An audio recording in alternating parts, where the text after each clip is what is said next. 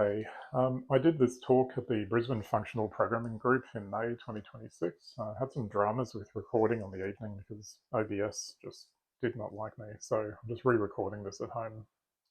So yeah, here we go. This is my talk about Datastar, the hypermedia framework. I was recently re-watching some old talks from Rich Hickey about closure and some of the philosophical sort of design ideas behind it.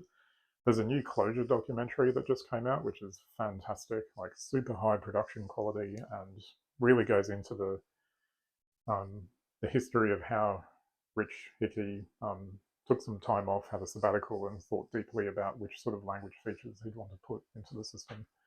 I don't use closure. I've barely used closure at all, but the ideas here do influence how I think about problems in other languages. So if anything, watch this talk, it's great. And there's a few others he's done that's also fantastic.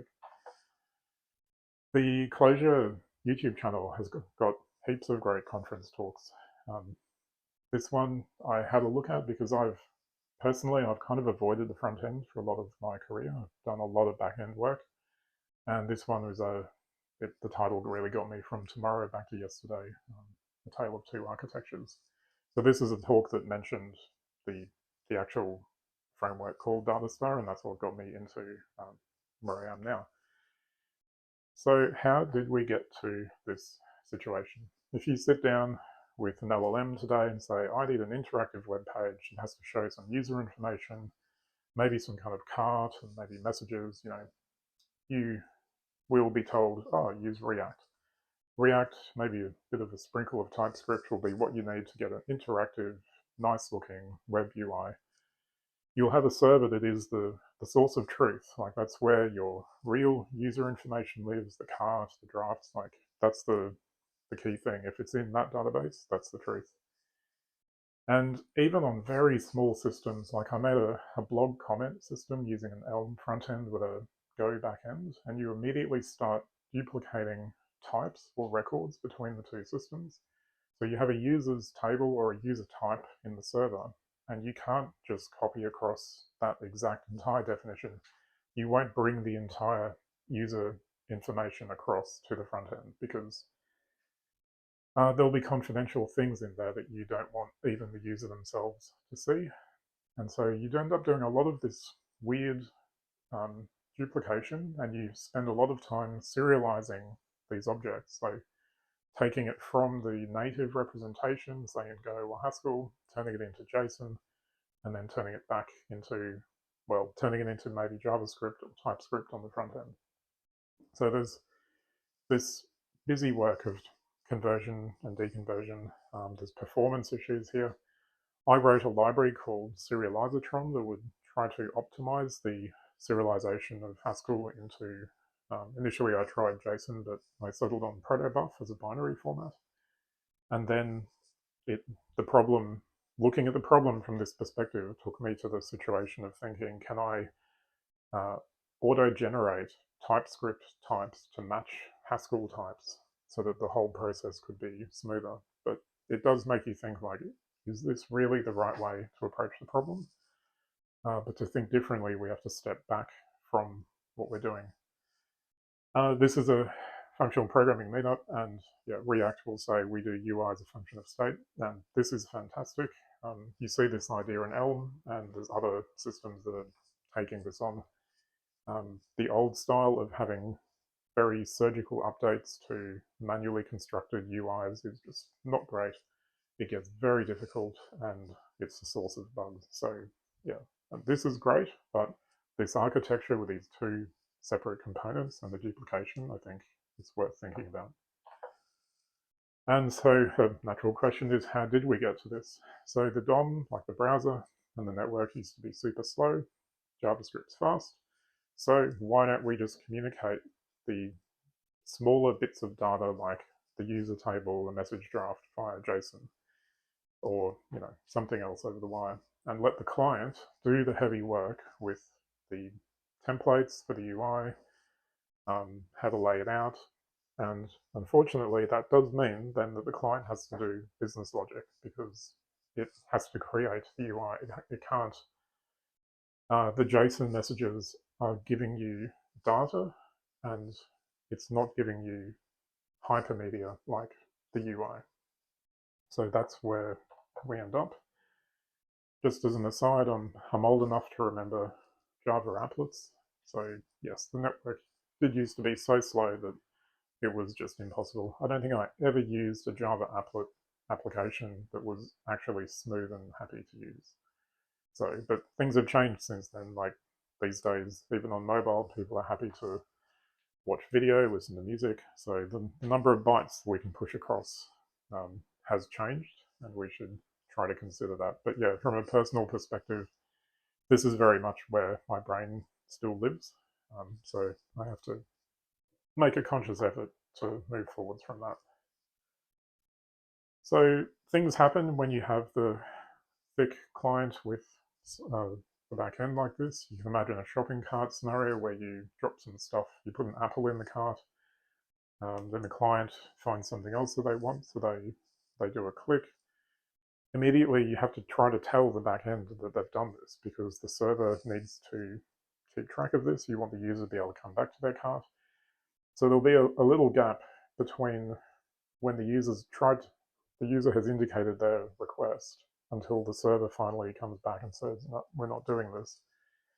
The client has to kind of lie a bit. It has to maybe have a spinner or some temporary sort of view. And this becomes difficult. You fundamentally have state in two places, and yeah, you have to keep it synchronized. If you might have to do quite a surgical kind of update on the UI to say, like, do you send back the entire cart afterwards? Then you end up with these timing bugs where the user clicks as the server's saying, hey, this is what your cart really is. Like, this kind of stuff is just really, really hard to get right. And there's a great quote, I think this one's off Twitter, that give someone state and they'll have a bug one day, but teach them how to represent state in two separate locations. They have to be kept in sync, and they'll have bugs for a lifetime. And these bugs are the worst for your users, because someone using your software, they're either being forced to do it in their job, or the software is so good that it's doing something that they don't want to do. And in either case, the user keeps in their mind a mental model of where they're going and what they're trying to achieve. And a synchronization bug is the kind of thing that breaks that user model and is surprising. And users want reliability and repeatability. They don't want an element of gambling when they're trying to use the software, because if they could not use the software, they probably wouldn't. Like, everyone has enough to do. We'd like to do less. So yeah, and from the dev perspective, dealing with synchronization is just the worst. I mean, it's an exciting area of research, but yeah, if you can avoid it, that's a great idea. Again, just from my personal perspective, every time I look at things on the front end, like I have to learn JavaScript, and then I see these kind of fun tables of, how does equality work with 2 equals in JavaScript? And I think, do I really want to put this into my brain? Maybe not. So I've just kind of ignored the front end. For a long time, I've hoped that maybe something will magically fix things. In a sense, it has. There's also there's a not a tutorial, a quiz for the dates in JavaScript, and that one was phenomenally difficult. And working with dates is already hard, but having the language kind of fight you and do weird things is just not cool. So I've ignored a lot of the front end for many years, and I think I should try to come back to it. Something else that in terms of ignoring things, I didn't really pay any attention to the idea of hypermedia. This book is highly recommended. I was not aware of the original kind of definition of what a REST API was meant to be. These days, we think of a REST API as something that just gives you sort of simple data like JSON objects. It was meant to be hypermedia. It's meant to be more about the UI. Like HTTP is the hypertext transfer protocol, not a text or JSON transfer protocol. So there's a different perspective that we could have gone down, but I guess due to historical reasons, we've ended up where we are now. And I mean, we have the power to do whatever we want with the web. Like it's a sandbox that we can control. So how about we look at these new things? So these days, I'd argue that the DOM and the network are fast, or fast enough. Why don't we look back to the hypermedia idea of communicating actual UI? And why don't we try to make the client, like the web browser side of things, simpler and more declarative? If we could do this, you can push a lot of the state and business logic to the back end. That's simpler, so we don't have to duplicate types or records. And it's more secure. You have all of your data in the back end. Maybe this could be a good approach, but how do we actually get this done? There are other things here, like browsers are now all happy to support server-sent events. So there's a response type called text event stream, and that basically opens a long-running TCP connection where you can just keep sending bits of data. So unlike a normal request that then has just a single response of perhaps a web page, this lets you keep sending things. Brotli compression is now pretty much supported by all the browsers. So that does very high quality compression of HTTP. And importantly, it does compression in streams. And compressing a stream is a very different algorithmic problem to compressing just a blob of data that you hand back and say, that's it. So combining those two, and then there's HTML morphing. So I think idiomorph is from HTMX. I'm not 100% sure. That lets you do small updates to an existing HTML page. And finally, there will be some state on the front end because you have users typing into text boxes or clicking on forms. Like there's some stuff that is on the front end that you don't need to push to the back end. Like you don't need to, as someone's typing a word into a search box, you don't need to commit each character to a database.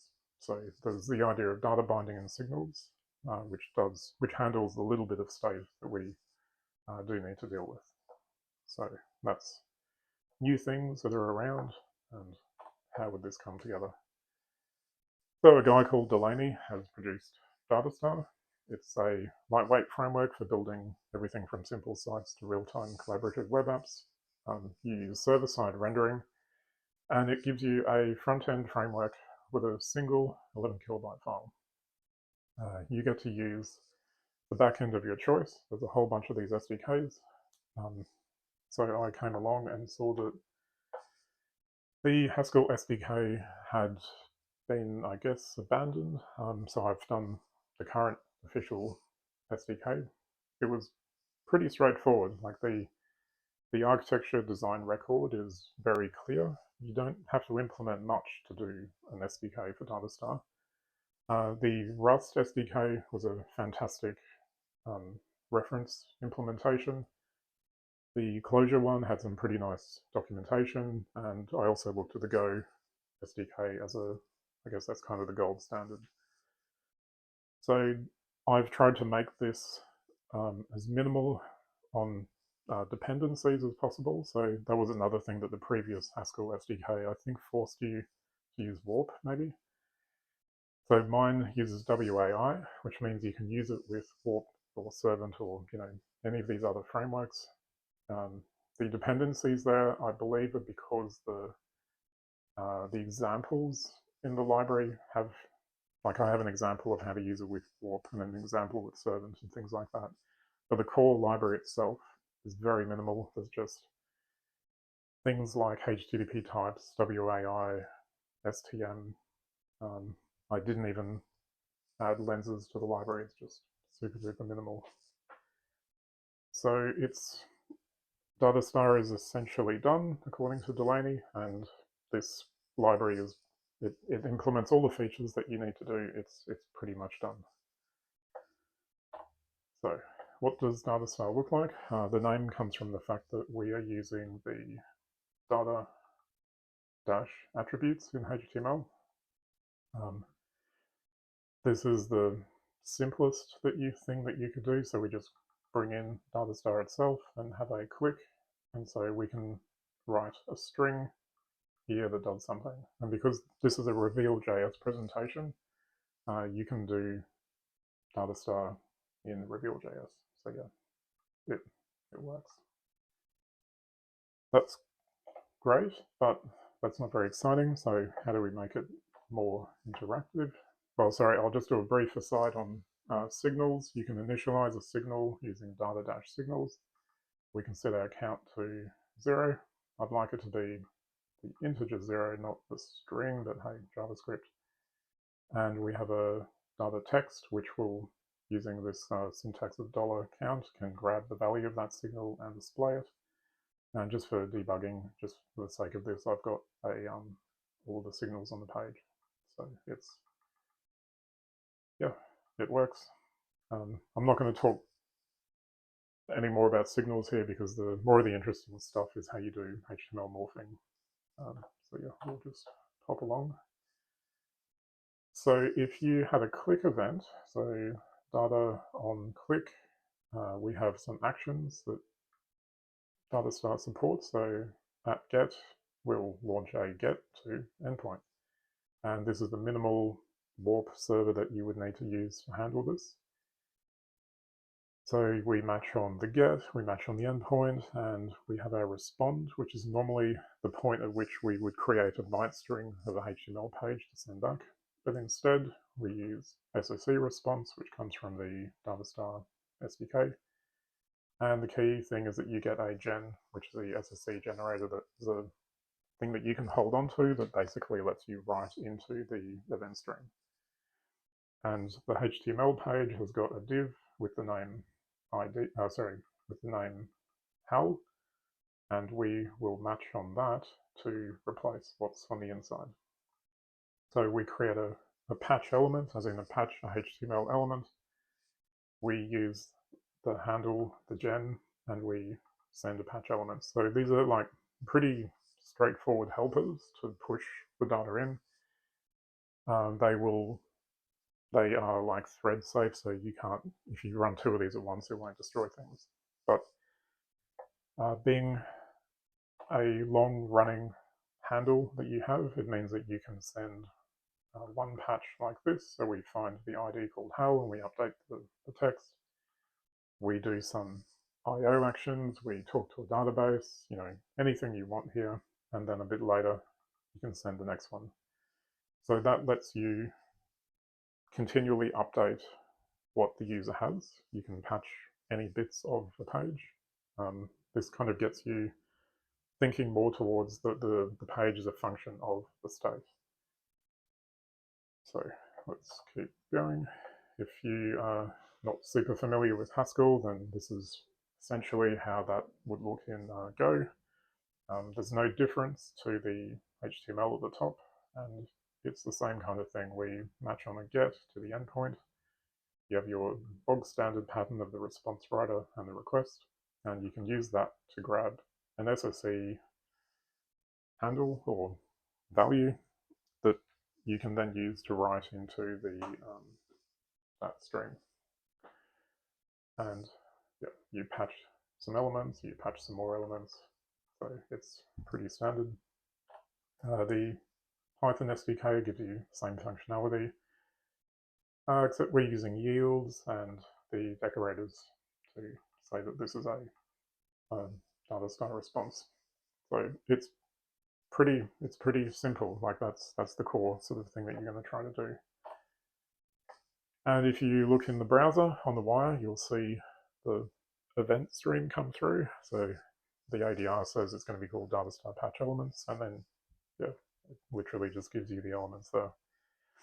About a second later, as per the example, another one will turn up. So Datastar will see the first thing, immediately update that div, and then a second later, it will get the next event. It will update the div. So yeah, that's how we have updates. And so a lot of Datastar apps end up looking like this, where you have a very minimal HTML page, like with a single div called main or something that we're going to morph into. you have a get action that gets the long-running SSE stream going, and its SSE is server sent events, as in the server is sending these events. So you need to launch them with a get like that. And by convention, then post requests will be for things that the user is sending up, like clicks, form submits, key down, just any of that sort of thing. So to repeat myself, the goal is to morph the HTML, not replacing things. We will send an entire div, so that's like the UI is a function of the state. So we can have a function that renders like an entire view for a user, and the client with Datastar will diff it against the live DOM. So it will only the changed nodes are touched, and everything else stays around, like scroll position, text selection. So it means that you're not having to do surgical patches on little parts of the page, because with a browser, without morphing, if you change a subtree, the browser has to just build an entire new one. It loses all the state. It's not cool. So that enables you to have a stable UI that doesn't jump around, it doesn't do weird things. So I had people ask me about HTMX versus Datastar, and I'm by no means an expert on the front end, let alone HTMX, but my understanding is that HTMX comes pretty close. It has SSE, but it's in an extension. It has the reactivity, but it's through Alpine.js. Its default is to do full replace, and morphing is an extension. So it's close, but it's not quite there. And so the flavor of SSE with signals and morphing is what you can think of as Datastar. So I've got some little demos. Here's the hello world. Pretty standard. I'll make it a bit slower and grab the developer tools. If I do it again, we can click here and we can see the actual event stream coming through. It's not rocket science, it's just text. We're sending the updated value of what the div should be. And on the client side, Datastar is doing the morphing of the HTML. So it's not messing with anything up here at the top. It's only updating the div by the ID called message. Do one more. And yeah, it's the backend just thinks about how many characters of hello world it wants to send at any one time and literally sends that string. That's how we do patching. I often wish that I could visualize things, but there's a heap visualization program called GHCViz, written quite some time ago now, and it uses libcairo for the UI, which no one can get to compile. But we all have web browsers, so it's easy to walk the heap of a live Haskell program, and this is like the actual pointer in memory to the root node for this expression, and so we can force one of these things, and we get a bit more. So we've got a 1, so that's like the 1 from +1, and then we've got 10, 20, 30, 40, 50. It would be really cool to see what happens when there should be a thunk, like an unevaluated piece of memory, an unevaluated node that represents what happens when you do +1 to the 10. So we have to look around. So that's the root. It's down to here. That's a function with a 20. So that's probably the actual list itself. This thing, no, what's this one? That's a 1 and something. Ooh. Not sure. Let's push this one through. We have a function. Here we go. So this one is the value 10 and a function, and that function is a 1 and something. So that is the part of the heap, sorry, this one here, yep, 10 and the function. This is the part of the heap that if we try to evaluate these nodes, we should actually get the 11. So we can force that particular node, and there we go. We got the 11. It's quite hard to interact with these things. You have to turn off compiler optimization, otherwise a lot of things tend to disappear. We can run the rest of the demo, and it just goes through incrementing. I did some others, like I did Fibonacci's, and we can just run that, and it will push its way through looking for unevaluated thunks, and you can count your Fibonacci's 1, 2, 3, 5, 8, 13. Yep. So it's doing the right thing. And yeah, reset. Ooh, dark mode. So yeah, I think this would be even better with a D3 visualization of the heap at the top, because sometimes you can actually walk down like a chain of nodes and evaluate as you go. Oh, yeah, that's, oh, and then the next demo would be, I made a little game called A or B. So on the evening I had about 5 plus 5 people, so on each team. So I'll try to do this manually here. So forgotten how I do this. Top left and bottom left. Okay. So I will be, sorry, reset this. So we have a tug of war style of game. This is an admin page where I can see everyone who's connected, and on the evening everyone could join with that. It's in the lobby, so we just have our cool chip tune playing, and when I hit start, the UI for each player will immediately update. And they get one button that they can click, and we have immediate updates. So let's just do a bit from each side. Maybe team A is going pretty well. It starts to get a little red. That's concerning. Gonna lose. Draw. Team A. And we're seeing all the events here with the UIDs of the users. Yay. So that was fun.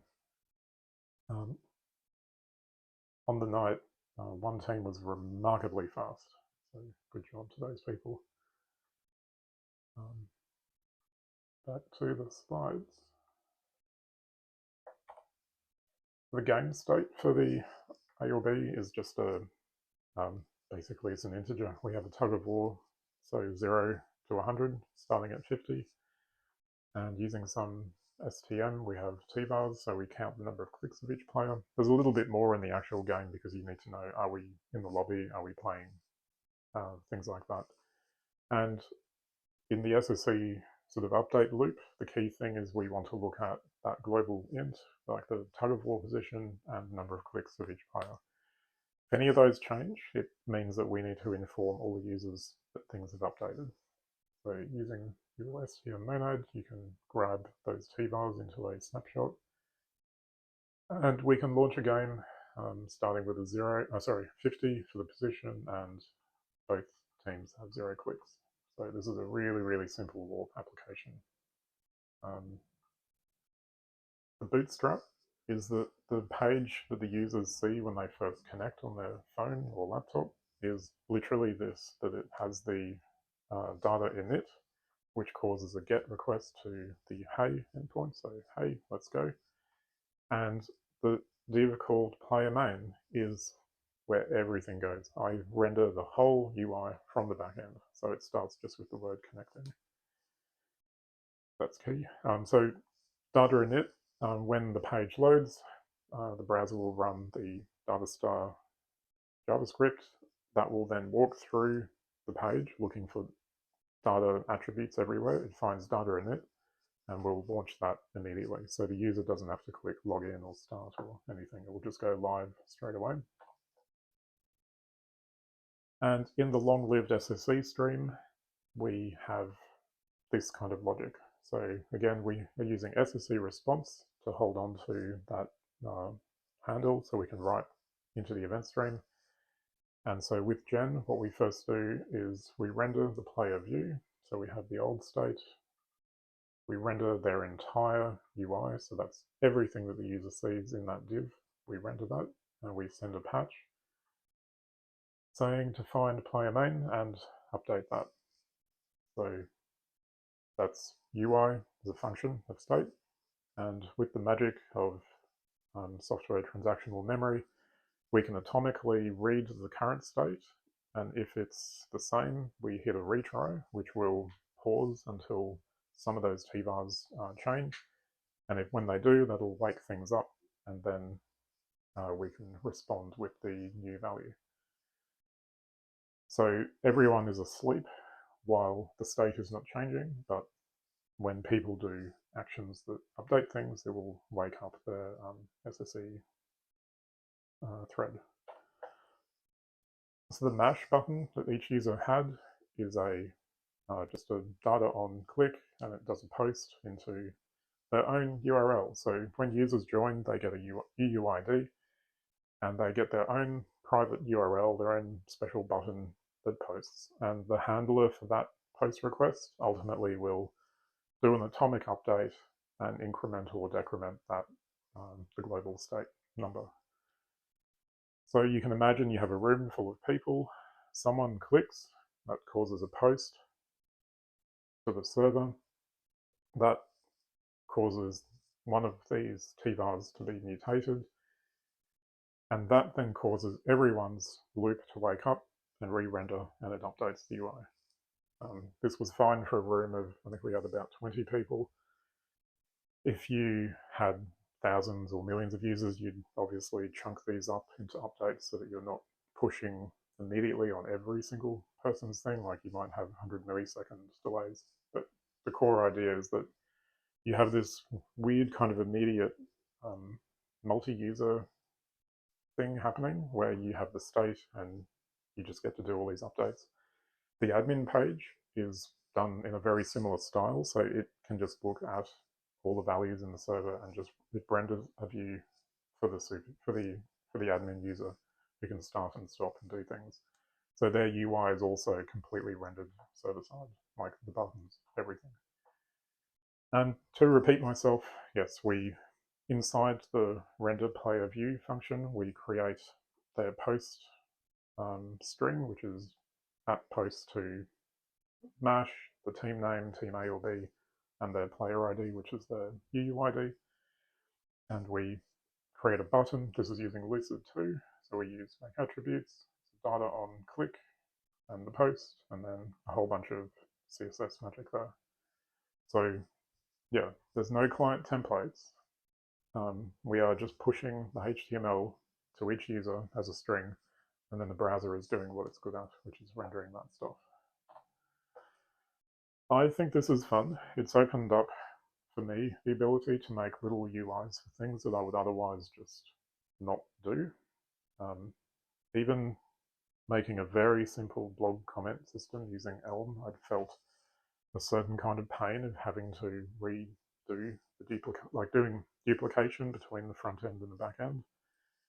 I don't have to deal with serialization back and forth. The front end is very declarative, like you have those data dash attributes, and that's it. You don't have to build the front end. You just, as long as you have an initial page that includes the Datastar bundle, that's it. You're not compiling with Webpack or any of that stuff. So it's very lightweight. It's very quick to get going. It's very easy to create multi-user systems that have different views of the state. And it's just really nice. Like, I think this is how I would prefer to make applications. I keep thinking about applications from a previous job There's one really large one in particular at the bank I used to work at that I think would be fantastic with this kind of view. Being able to, like, when you have this centralized state, you would be it'd be very easy to look at the UI view that different users have. So you can have like a God mode thing that lets you check what they had on their screen. You could potentially serialize snapshots of that to see what they actually had at different points in the day. So that's because you often have users say, well, I saw this and then I clicked that. And having this kind of server rendered pages means that different things are possible. It's really cool. To get started, go look at datastar.dev, pick an SDK, any language, not just Haskell, and if you want to have fun, write your own. It's not a lot of work to write an SDK, and you get to see how the system's put together. Keep an eye on Delaney's upcoming projects like Stellar CSS and Rocket Web Components. There's a very active Discord. We can talk about stuff. There's some merch. I've bought the cup and the t-shirt. This is probably the most recent good podcast to listen to, with the fantastic title Code and the Coding Coders Who Code It. It's about an hour and a half, and it discusses, where we are with Datastar. Cool. So, thank you.